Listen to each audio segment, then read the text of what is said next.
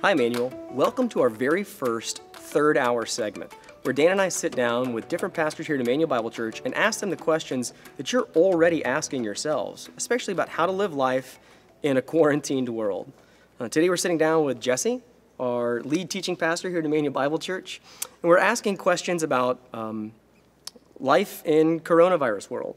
So just to start off, how has your life changed as a pastor?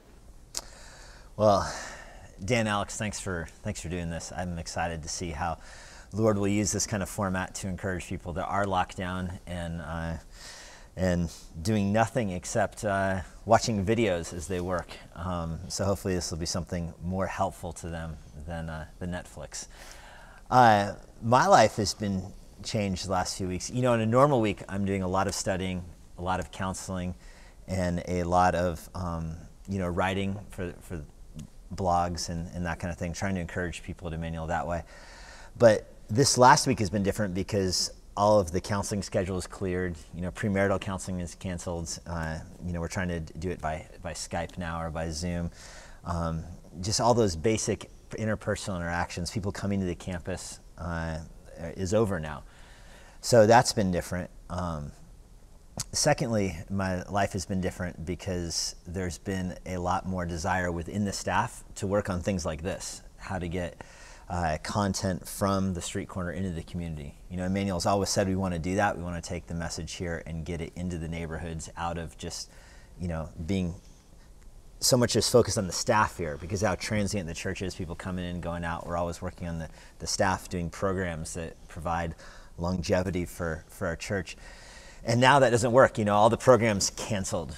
You guys were in the meeting with us last week. We started making a list of everything that was canceled, and the list was just so it's been different that way, which has been, in a sense, almost freeing to get the focus back on the Word, prayer, and then personal interaction through text messages and phone calls and that kind of thing. So it's been challenging, but it's also been relieving in different ways too.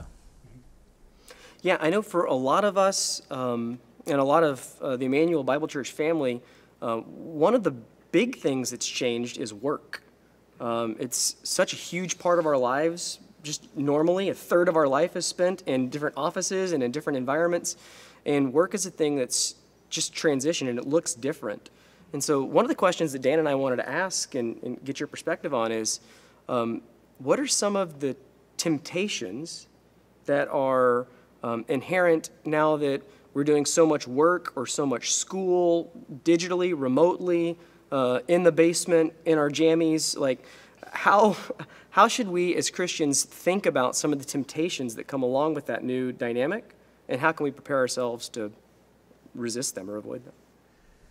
Yeah, it's interesting the way you phrase that. I think the biggest temptation in that regard is so much of our identity is caught up in work. When we think about ourselves, we often think about our jobs and our work. Especially in the East Coast and the DC area, you usually ask somebody, what's your name, what's your job?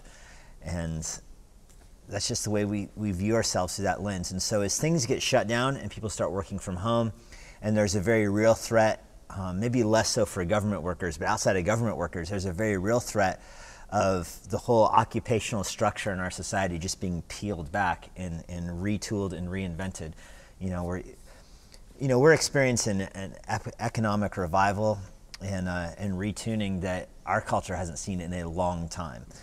And because of that, there's the immediate temptation is towards fear. If your identity is wrapped up in what your job is, and you go to work and you interact at work, you have so much of your identity built there, and now it's threatened. And any kind of change reveals idols in your heart. Any kind of change reveals what you love and where you see yourself. And when that's threatened, people respond with fear.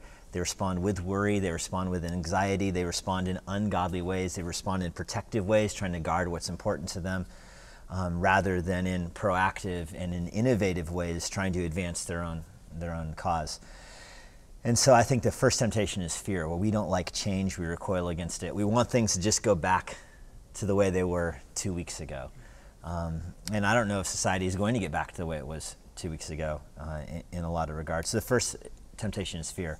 The second temptation is more practical. You know, if you are able to keep your job, if you're able to stay with the same kind of workload and job profile that you had before the coronavirus, the temptation then becomes laziness. It becomes apathy. It becomes, you know, you're working from home.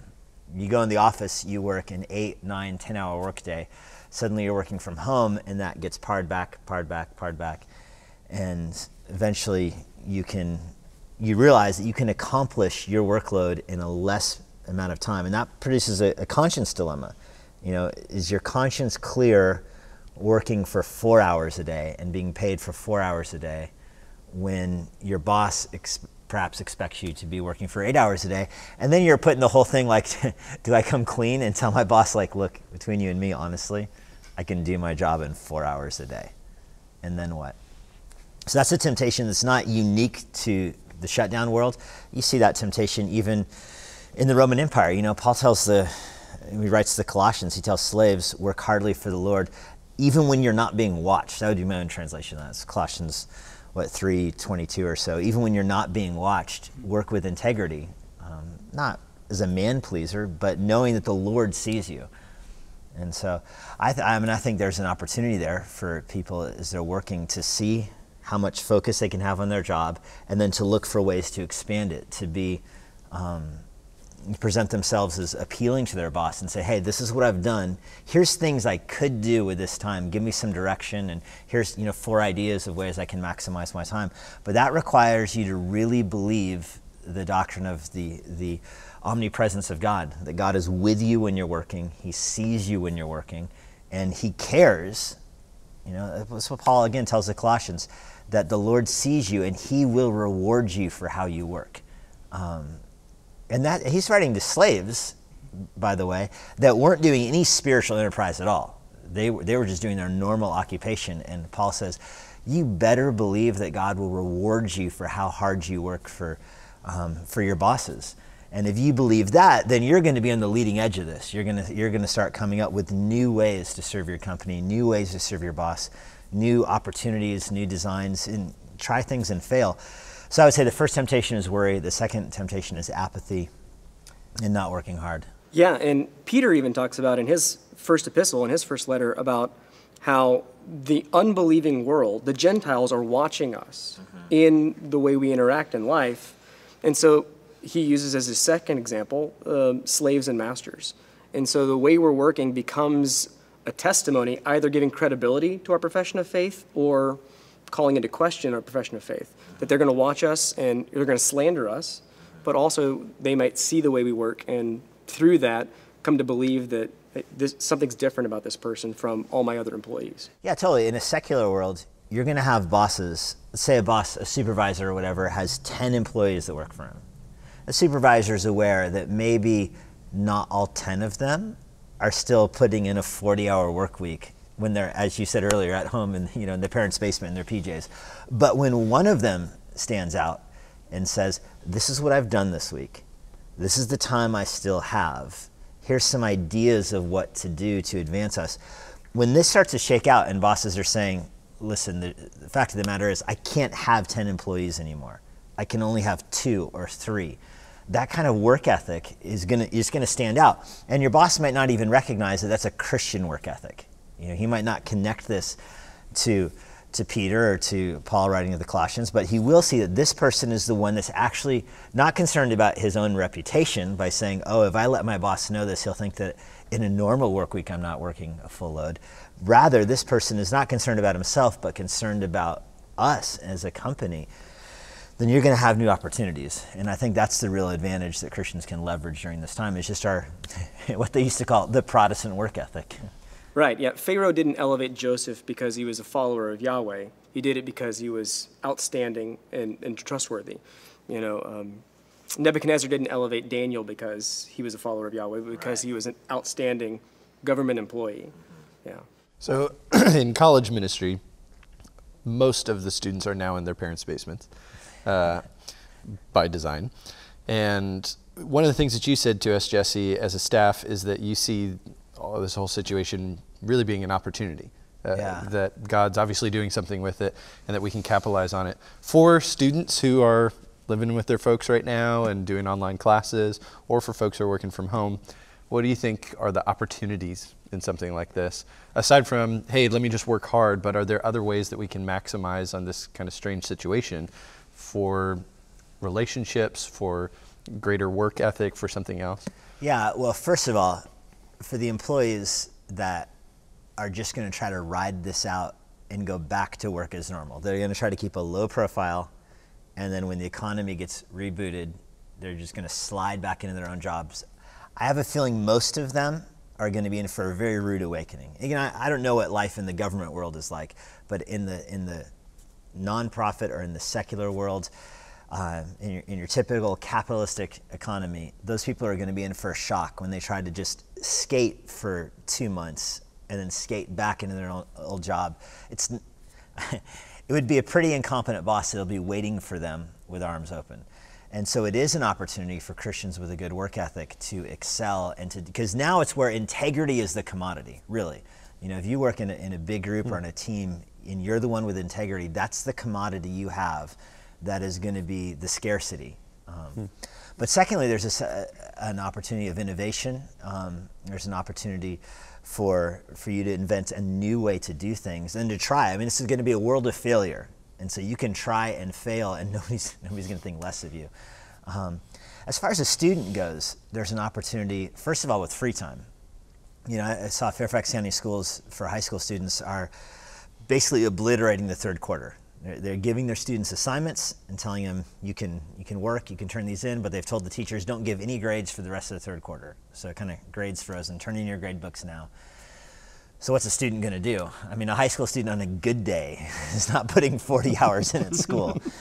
You know, so I was talking to some high school students yesterday, and I said, you know, seize this time to read the book of Ephesians every day for a week, you know, and just pour yourself into there. You've wanted to pray an hour a day, but you can't because school starts at 7:30. You've got, you know, 0 hour at 6:30. You know, come on. You play lacrosse after school. Seize this time. Lacrosse is canceled. 0 hours canceled. Nobody cares if you start at 7:30. Seize this time to actually pray an hour a day. It's a huge opportunity in terms of free time, especially for students. Another opportunity is, I think, relationships here, where workers have relationships with their coworkers. Students have relationships with their students. It's difficult in a corporate environment or a military environment to share the gospel with those you work with. It's often banned by company policy, and there's just no feasible way to do it while being, you know, as Paul says to Thessalonians, a worker who's quiet with his hands. Like, just be quiet and work with diligence. Hard to do that while sharing the gospel. You got opportunities now. You know, you can message your friends, message your coworkers, email them. Non-Christians are worried. They don't know what the world is going to hold. And you have an opportunity as a Christian to not be that concerned with the future. So you don't need to have the answers. You know, non-Christians, spending time with my neighbors this week, non-Christians are asking the question, what do you think is going to happen? When's the lockdown going to be over? When's my job going to get back? When's the economy going to get rebooted? My boss has laid me off. When do you think I'll be back? Pastors don't know. You know, I didn't get a medicine degree. I didn't get an economics degree. What I do know is that I have confidence in the future. And so that's the opportunity for Christians right now, is to not give forecasts about, you know, flattening the curve and how long that will take, and to not give forecasts about what capitalism will look like in 3 months, but rather to give forecasts about what spiritual stability looks like. So even messages like, are you worried? This is what I've been texting my non-Christian friends. Are you worried? And let me tell you how I'm dealing with that and why I'm not worried, because I have confidence in God and His provision. That's great. Well, one of the main concerns that a lot of folks have come to us at the church with in the past couple of weeks has been how the church is going to continue to operate, whether it's church programs or Bible studies or individual meetings, and especially the main Sunday morning worship services. How would you advise Christians, whether in our church or somewhere else, to maximize this situation where we're taking a lot of Bible studies online? I know I've seen a lot of other pastors, they're starting to produce similar kind of content where they're talking to their congregation or doing Bible studies. What does it look like for someone to maximize all of that spiritually Yeah. In addition to, hey, I'm reading the book of Ephesians, I'm praying an hour a day. How do I stay connected to the church? How do I make the most of what the church is a part of right now? Yeah, I want to circle back to that. Don't waste this time. To steal from John Piper, don't waste coronavirus. I mean, this is an opportunity where we have suddenly, most people have more time. Most bosses have said, go work from home, but honestly, I'm not going to be checking, So you have opportunity to throw yourself into prayer and Bible reading, and it just makes me sad to think of how many people are, this is finally their chance to binge watch the show that they didn't have time to do in the last few years. Like, oh, now I can do a Star Wars marathon. No. There's a better things for you right now. Lord of the Rings. Not quite. What an opportunity to really pursue spiritual disciplines, and even if you're into watching things. I mean, R.C. Sproul, In Glory Now, what a man before his time. We were rewatching some of his old, series on the sovereignty of God and election and predestination, chosen by God. He did Chosen by God in a studio in Pennsylvania, probably 40 years ago. There was no YouTube back then. VHS was cutting edge back then. And they're recording with camera angles. He's up there on a chalkboard writing about, Calvinism versus Arminianism and jotting down which theologians are on which side. Rewatching that now, I mean, that looks just as powerful now because it's the truth. You go back and try to watch a sitcom or something from the late 70s. It does not have the kind of staying power that the truth has. So I would say leverage things like that, those kind of resources. Towards that end, what are some of those resources that you would recommend? Where can people find them? Yeah, well, Right Now Media, which the church has a subscription to, has a lot of that. But you can find that whole R.C. Sproul series on YouTube. It's free. R.C. Sproul, Chosen by God, and YouTube will just roll you in one to another. They're 20, 22 minutes long. And if you haven't seen those, it's amazing to watch R.C. Sproul as, a 38-year-old professor in Pennsylvania. And what a trip. So things like that. And I mean, there's a lot of other, Right Now Media is kind of cranking out these, I forget what they're calling them, like essential courses. If there's some title like that. Right. It's basically theology for lay people. So that I would say those kind of things which you can find. And yeah, there's a lot of Ligonier content that's on Amazon Prime, actually. Yeah. Sinclair Ferguson and Steve Lawson and R.C. Sproul and yeah, Amazon Prime right now has Ride in the Dance by the Wilson family, which I would definitely recommend watching. And it's kid appropriate. My kids watched it and loved it. There's all kinds of things like that. But beyond media, there's also the opportunity for relationships is where I was going to go with that.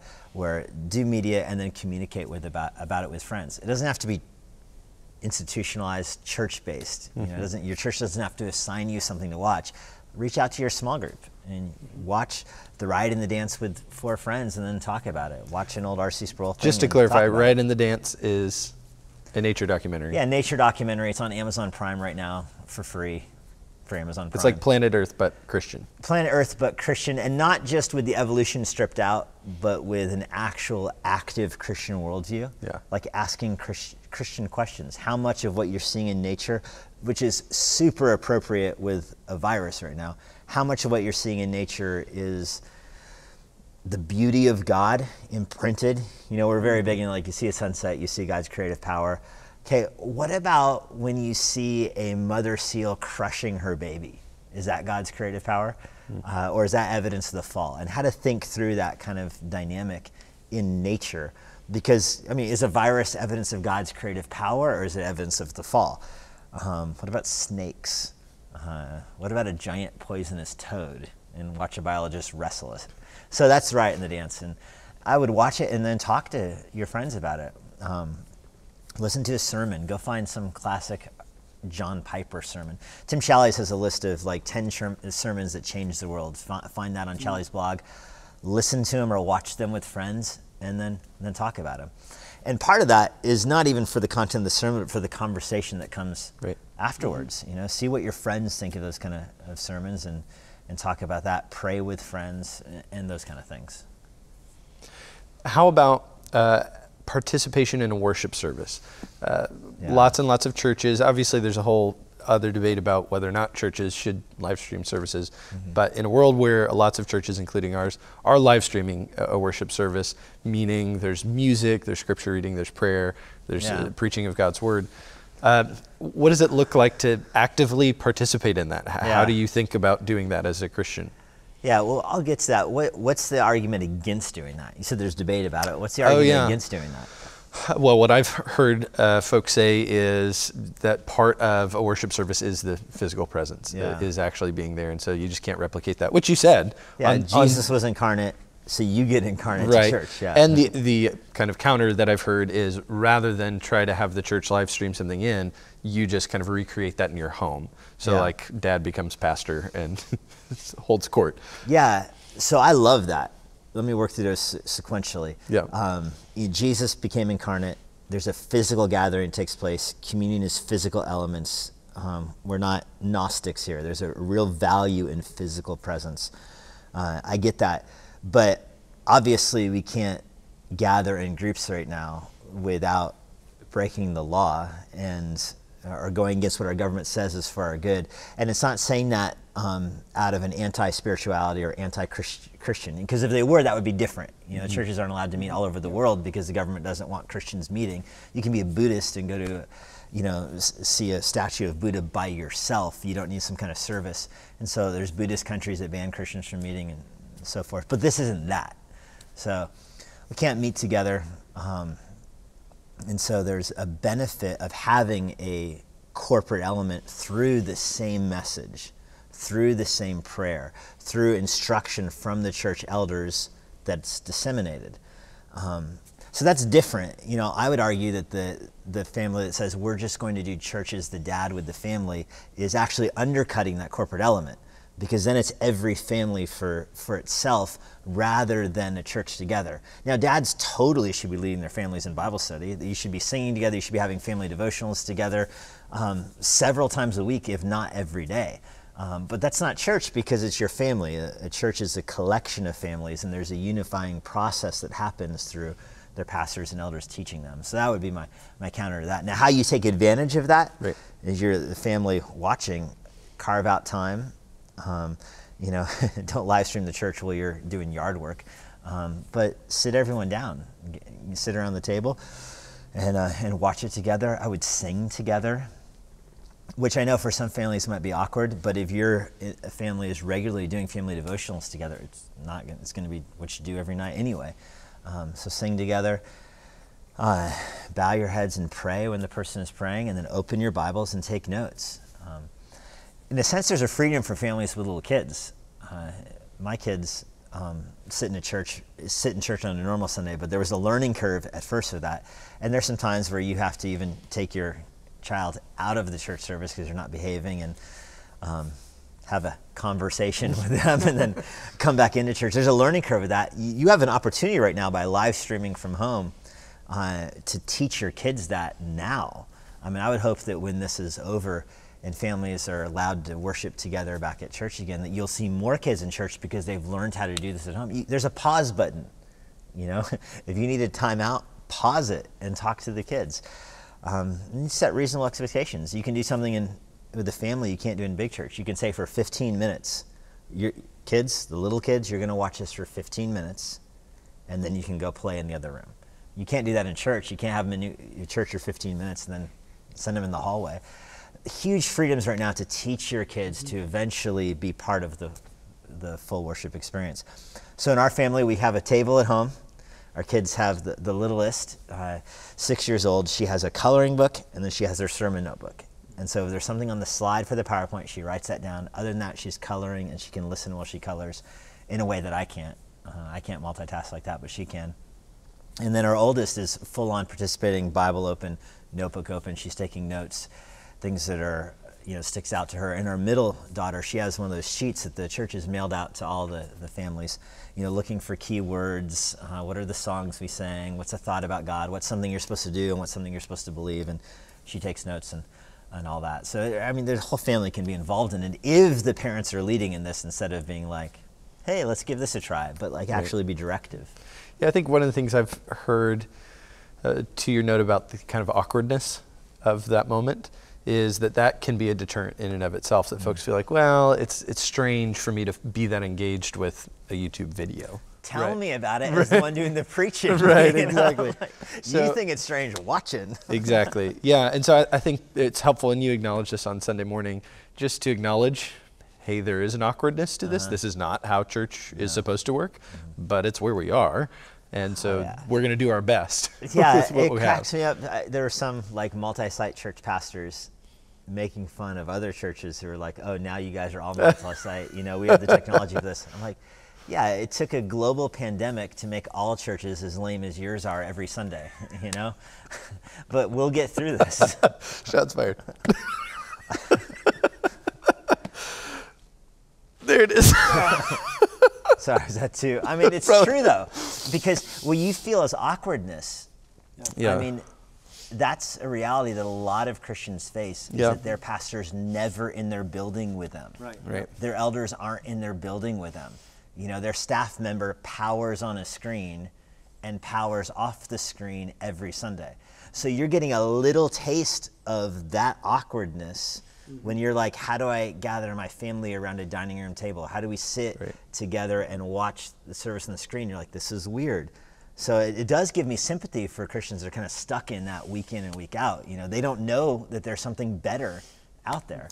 So Yeah. One of the concerns that, we as pastors have talked about was the idea that this would somehow ingrain in people the idea that live stream church is acceptable and normal. And I think it'll do the exact opposite. I think it'll generate longing in our hearts to meet with the body of Christ and to see each other and encourage each other face to face. yeah, there's always a threat. And this is, I was there Monday. Monday I was Christian Eeyore. I'm like, no church. Oh. But there's always a threat that the immature believer, here's the danger, the immature believer live streams Immanuel one week and then realizes next week I can live stream, I can work, east to west. I can live stream H.B. Charles in the morning, and by the afternoon I'm watching John MacArthur, John Piper at lunchtime. And when this is done, are they really going to go back to church for, where I'm preaching? And I think it's an immature believer that thinks like that. And so that's my fear. There would be immature believers that think that church is seen in the power of the speaker. Where church is more than that. It is the fellowship, it's the like theology, and the partnership we have in the faith as we do ministry together. So, in closing, one of the things that you've encouraged our staff here and the Immanuel family to do is to be involved in each other's lives, to be caring for each other intentionally and well. What's one way, one message that you would want the Immanuel family to hear? Here's how I should be doing that. Oh, well, two ways. Pray for each other and text each other. And for me, texting is my means of communication. It's your love language, really. It's my love language. I have sent more text messages in the last 48 hours than I have probably in the last 48 days. I mean, it's just a way of checking in on people, and we're exchanging prayer requests and trying to encourage one another. We recognize that we're not seeing each other face to face right now on Sunday and checking in, so that's the way that I'm doing that. And your friends I'm sure have their own means of communication. So leverage those, keep the relationships together. Don't let people drift apart. I have a friend who lives there's a creek in my backyard, and he lives up the creek a ways. He hiked down the creek with his daughter yesterday so that we can have personal interaction without breaking any rules. I stayed on my side of the property line. He stayed on his side of the property. Daughters like touching each other through the wall kind of thing. So I would say do what you can to maintain relationships with your friends and encourage people in the Lord. And if you know of people in the church that don't have, or you're just concerned, I see this person, I don't know who their friends are, I don't know their connections to church, reach out to them. Every member of Immanuel Bible Church is connected to some group of people by our own church's design. So there should be no members that fall through the cracks. But it doesn't hurt to check up on people you're concerned about. That's great. Thanks so much, Jesse, for taking the time to talk to us, man. Hey guys, thanks for doing this. Of course. Well, Immanuel, this is third hour. We're hoping that we can have more of these conversations with the pastors. We're trying to get as much content out to you guys that will be encouraging and edifying during this time. So thanks, and we'll see you again soon.